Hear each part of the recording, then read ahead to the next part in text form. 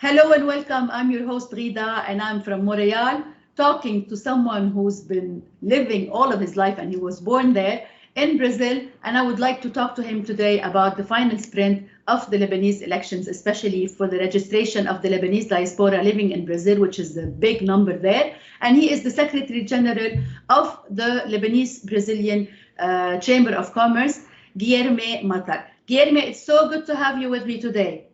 I'm delighted to be with you here, Ghida. Thank you so much. As I said, you're from the second generation of Lebanese people who have left Lebanon a long time ago. If we just would like to get to know you more and to introduce you more to our audience, when did your first generation of Lebanese leave Lebanon and where did they leave it from? From Marjayoun, right? Yes, my grandparents came from Majzoub, the south of Lebanon, briefly after the end of First World War. That is around 1918. Yes. And they are part of a non-stop immigration wave that started in the 19th century and then went on throughout the 20th century along the history of contemporary Lebanon and Brazil. It suffices to say that Brazil has over 200 million people, and probably close to 5% of that figure is of Lebanese and the Lebanese descendants. Exactly. And this is what I've known lately, because we've been doing a lot of research and we've been like a honeybee working night and day so as to be able to reach all the Lebanese diaspora all around the world. And we have known that 12 million Lebanese origins have immigrated to Brazil over the past 100 years, if we can say, and they've been living there. But unfortunately, as we have discovered as well, that only 1 million people of the Lebanese diaspora are eligible to vote, because all of the others have lost their, or they don't have at all their personal documents or their Lebanese documents. But now, as a Lebanese Brazilian descendant from Lebanon, how would you describe Lebanon when you first discovered it in 2000? Yeah, well, I think it was a life changer event for me, especially because I took long to get to know Lebanon in person, and with friends that invited me over for a leisure trip. It all started. Lebanon hung on to me since then, and it's a very tight grasp. Personally, professionally, community work, everything. And especially that you don't know a lot of Arabic words. You just say the basic words, right? Marhaba, shukran. Well, it's a shame. And I always say that my vocabulary in Arabic has been stable for many years. but this is because Lebanese are multilingual, so we can speak English and French all the time. Exactly. But we managed to learn some terms in Lebanese. Actually, we have to learn some terms also in Portuguese. We have to do this for the Lebanese Brazilian community, which is very big. We have to owe them this favor also. We have to do it for them so as to be able to connect with them much more, because a lot of them, they have lost completely their Arabic language and they don't know it at all. But since you went back to Lebanon in 2000, how was your relationship with Lebanon over the years? Ever closer in all respects. So with the work, community work at the Chamber of Commerce, we got in touch with the Lebanese institutions, our counterpart in Lebanon, and we made so many friends. We got connected to the Beirut Marathon and the May Al Halil initiative since the beginning. Lebanon, if you go back 20, 30 years prior to internet, Lebanon was a distant dream. Yes. Even in my childhood and my younger days, it was very distant, and immediate family had left already for a long time. So it was at the turn of the century that we started rediscovering Lebanon, bringing people to Lebanon of Lebanese descent or not. We used to say here that it suffices to have the same spirit, to Exactly. be Lebanese of blood or of spirit. Exactly. And we've seen, I think, but a number of people falling in love over and over again with Lebanon. Exactly, exactly. And this is the way we feel. We have fallen in love in Lebanon with Lebanon ever since we were born.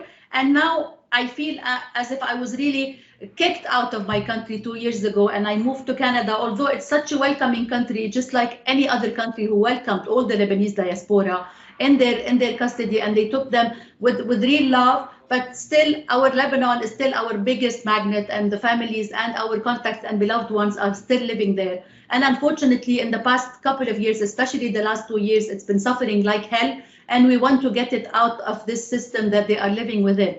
So this is now what we're working on. We still have the last sprint, which is less than 1.5 days, just to make them go, and not just go. I always tell them, you don't have to go. Just take your phone.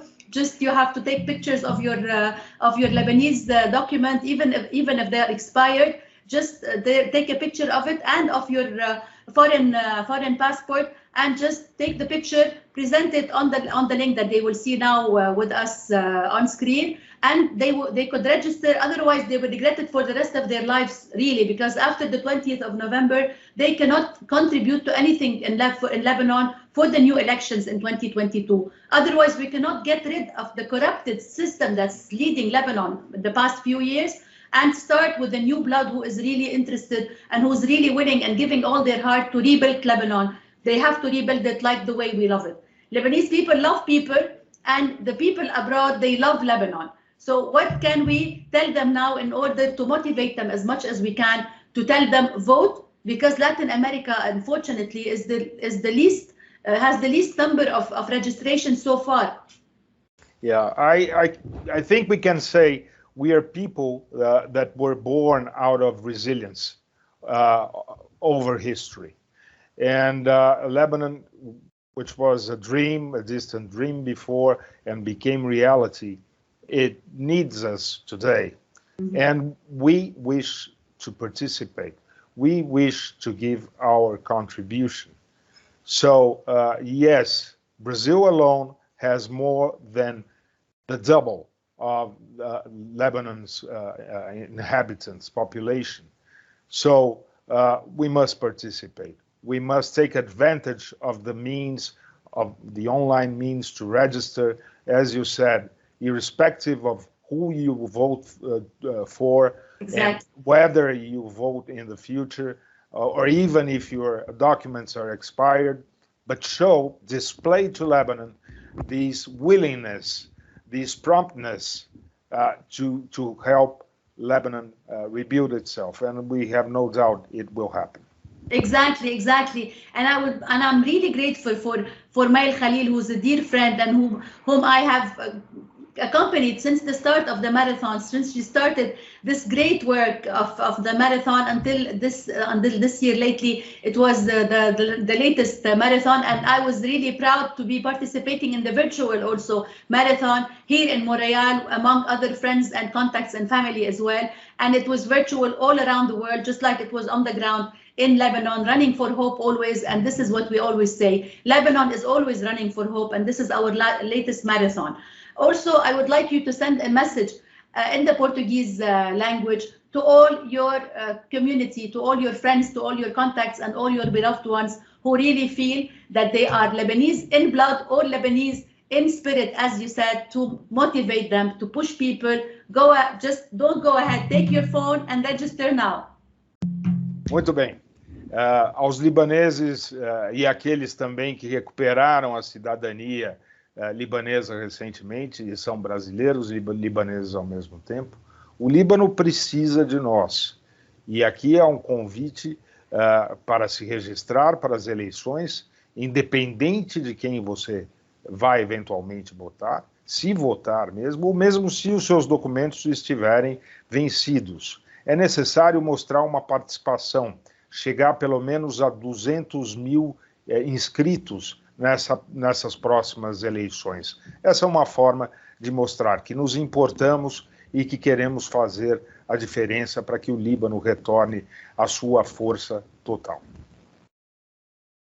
And we tell them, obrigado a todos. Muito obrigado, shukran ktir.